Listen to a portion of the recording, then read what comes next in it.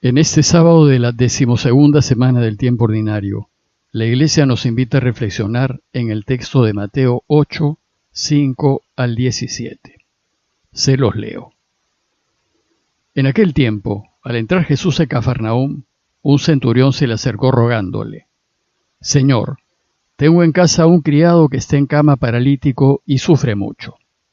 Jesús le contestó: voy a curarlo.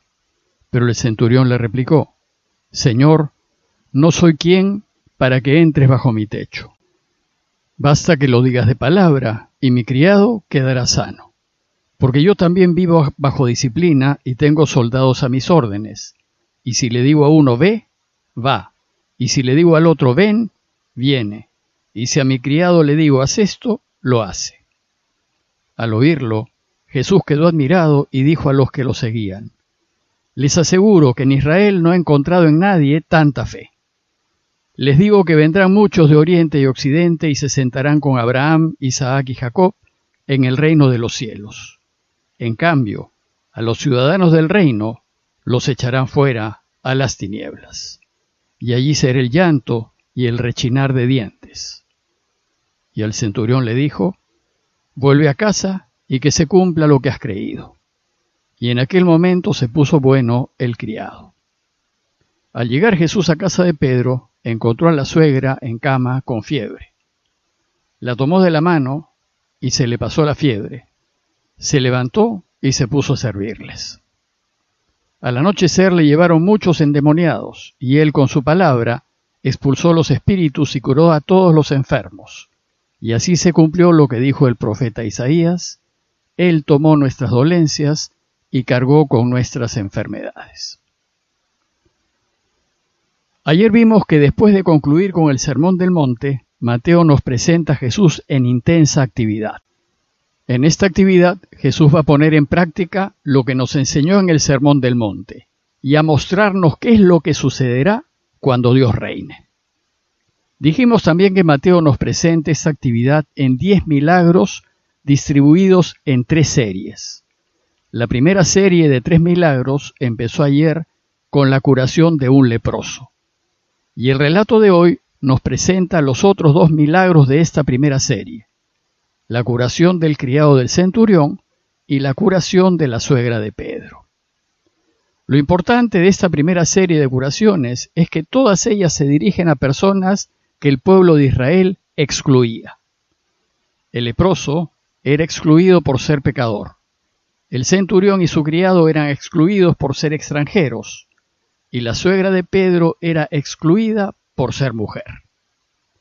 La enseñanza que Jesús nos ofrece en esta primera serie de milagros es doble.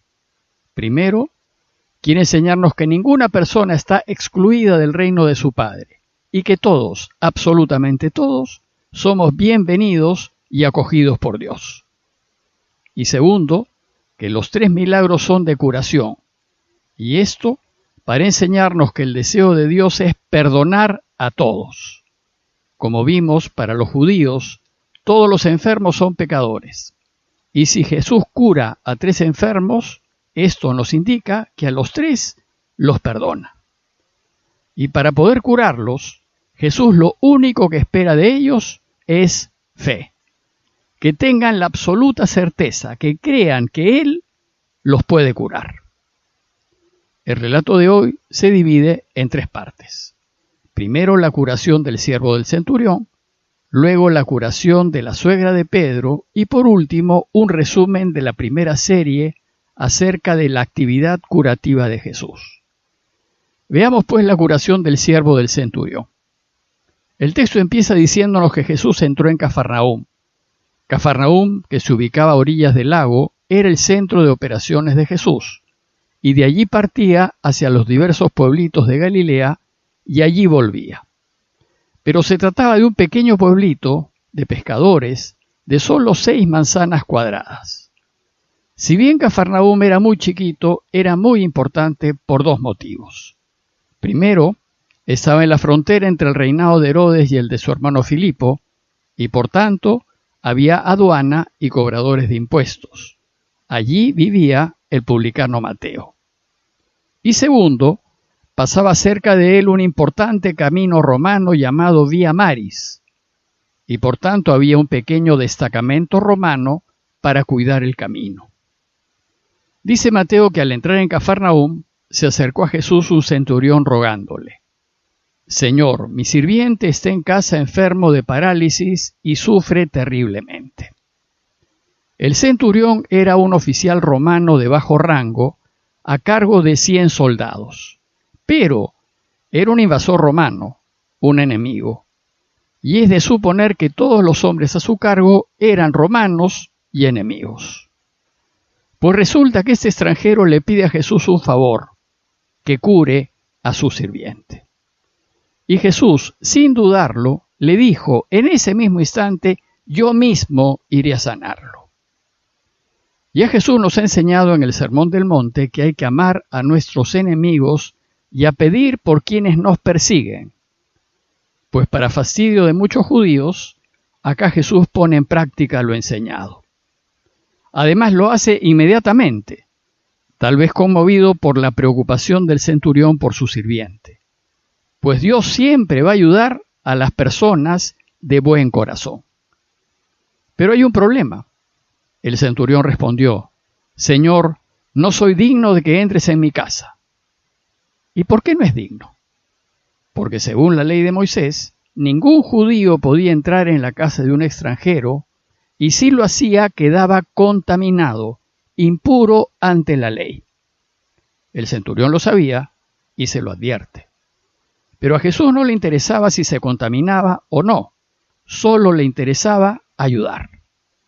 Porque el Padre y su voluntad, que es que todos vivamos, está por encima de la ley.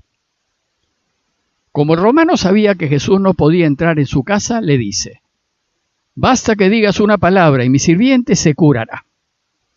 Porque cuando yo, que soy solamente un oficial subalterno, digo a uno de los soldados que está a mis órdenes: ve, él va. Y si le digo al otro: ven, él viene. Y cuando digo a mi sirviente: tienes que hacer esto, él lo hace. Lo que le dice es: yo sé que tu palabra es eficaz, sé que eres consecuente y sé que lo que dices, lo haces.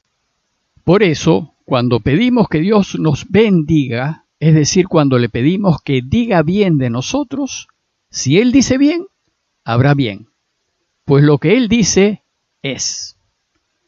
Entonces al oírlo Jesús quedó admirado y dijo a los que lo seguían: les aseguro que no he encontrado a nadie en Israel que tenga tanta fe.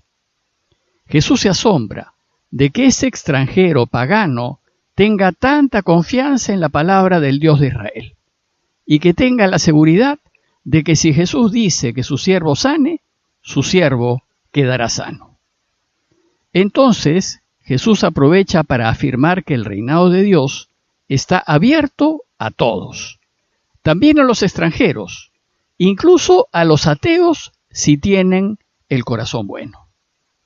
Pues dice: muchos vendrán de oriente y de occidente, de todos los países del mundo, y se sentarán a la mesa con Abraham, Isaac y Jacob en el reino de los cielos. Pero no será así con quienes se sienten seguros de que por ser miembros del pueblo de Israel, Dios los acogerá. En cambio, dice: los herederos del reino serán arrojados fuera a las tinieblas, donde habrá llanto y rechinar de dientes. Porque uno no se gana el cielo por herencia, o por pureza de sangre, o por estudios u otros títulos. Se gana por la manera como uno vive y por lo que uno hace.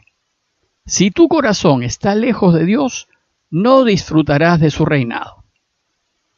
Y Jesús concluye su diálogo con el centurión diciéndole: ve y que suceda como has creído.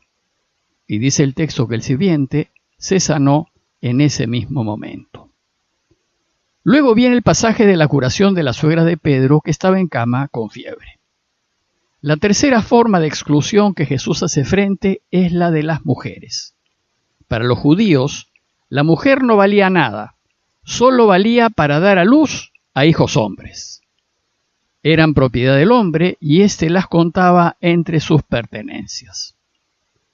Resulta que Pedro, otro hombre de buen corazón le pide a Jesús que cure a su suegra. Y Jesús, siempre dispuesto a ayudar, dice el texto, le tocó la mano a la suegra y se le pasó la fiebre. Pues también las mujeres están invitadas a sentarse a la mesa con Abraham, Isaac y Jacob en el reino de los cielos. La conclusión de esta curación es muy bonita, pues dice que ella se levantó y se puso a servirlo. Cuando nosotros le estamos agradecidos a Dios por el bien que nos hace, lo menos que podemos hacer es lo que hizo la suegra de Pedro, ponernos de pie y servirlo. El relato de hoy termina con un breve resumen de la actividad curativa de Jesús, y dice: al atardecer le llevaron muchos endemoniados, es decir, muchos que tenían enfermo el corazón, y también a ellos los curó. Y él con su palabra expulsó a los espíritus y sanó a todos los que estaban enfermos.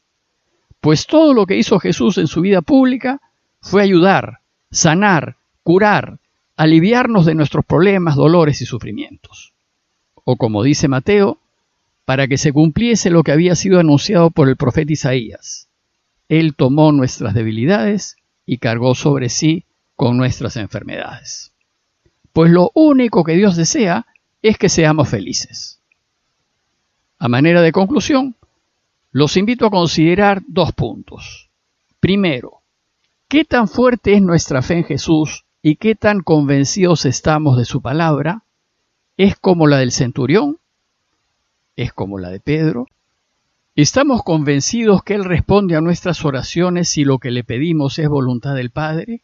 ¿Somos conscientes de que la voluntad del Padre, el mayor bien, es lo mejor para nosotros y que a veces ésta no coincide con nuestra voluntad? Y segundo, ante tanto bien recibido en la vida, en salud, familia, amigos, bienestar, oportunidades, ¿hacemos como la suegra de Pedro? ¿Nos ponemos de pie y lo servimos? Pidámosle pues a Dios por tantos necesitados, y especialmente en estos tiempos en los que vivimos, pidámosle por la salud de todos y en particular de nuestros familiares y amigos. Parroquia de Fátima, Miraflores, Lima.